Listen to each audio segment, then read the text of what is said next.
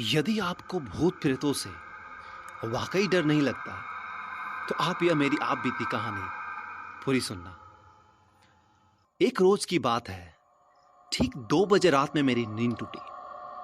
उस रात कुछ अजीब महसूस हो रहा था मुझे, घबराहट सी हो रही थी, नींद भी नहीं आ रही थी। सोचा थोड़ी देर बाहर जाकर टहल लेता हूं, शायद फिर नींद आ जाए।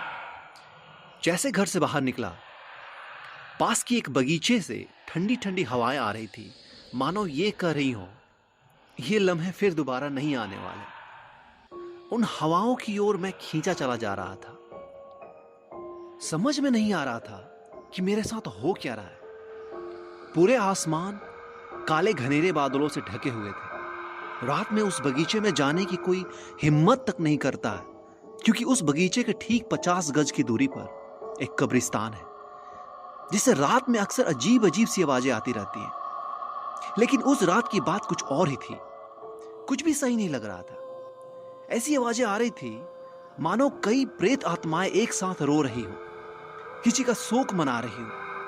मैं इतना डरा हुआ था कि मेरे पैर कांप रहे थे।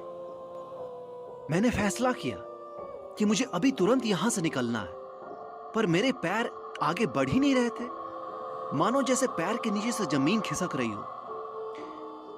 पर जैसे मैं वहां से वापस मुड़ा, मेरे सामने एक अजीब सा डरावना चेहरा प्रतीत हुआ और आवाज इतनी भयावह थी कि मैंने वहां से भागने के लिए पूरी जान लगा दी और किसी भी तरह करके घर के अंदर पहुंचा। दरवाजा और खिड़कियां बंद की, तब जाकर मैंने चैन की सांस ली। और उसके बाद आज तक वहां जाने की मेरी हिम्मत नहीं हुई।